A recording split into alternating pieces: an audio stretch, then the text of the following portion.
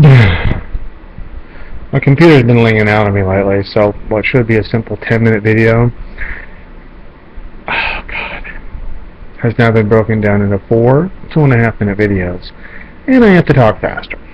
Anyway, I wanted to come up with a real-world example for this video, an example that would be very visual. I have. My example has to do with risk and reward, and I'll try to be brief. Now, the first couple minutes of this are just for example's sake. This video is not about hunting crabs. Just using the hunting crabs thing just for an example. Okay, so here we go. Imagine they invented, keyword, invented, new development, innovation, like that. So say they invented an electronic beeping device that would irritate the snot out of crabs. They hear it, and they crawl away. So they put these annoying devices all throughout the North Pacific, you know, where they filmed that TV series, Deadliest Catch. They spread these irritants everywhere but on the coasts. And to reel them in, they have boats and nets in floating crab processing plants that are very close to the shore. Deaths at sea among those in this profession plummet precipitously, go down to just about but not quite zero. Certainly no crustacean-oriented ships lost at sea in decades is what happens. So here comes the big question.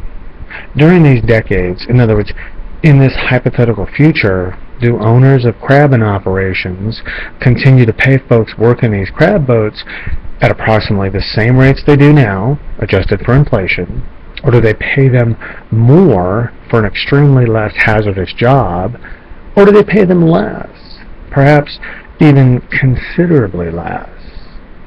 Deadliest catch is what people would say if you told them you worked on a dangerous crabbing boat, just like that TV show, and they would say this deridingly, scoffingly, making fun of you-ingly, hence the Then notice how the people working on these floating crab processing boats go on campaigns where they trumpet and yell and squawk about how they are getting many serious hangnails, and they cry on camera and show you their fingers. Occasionally, you can actually see a spot of blood on one of them, and they are agitating for higher wages. Now it's time to jump to today's actual topic in part 2.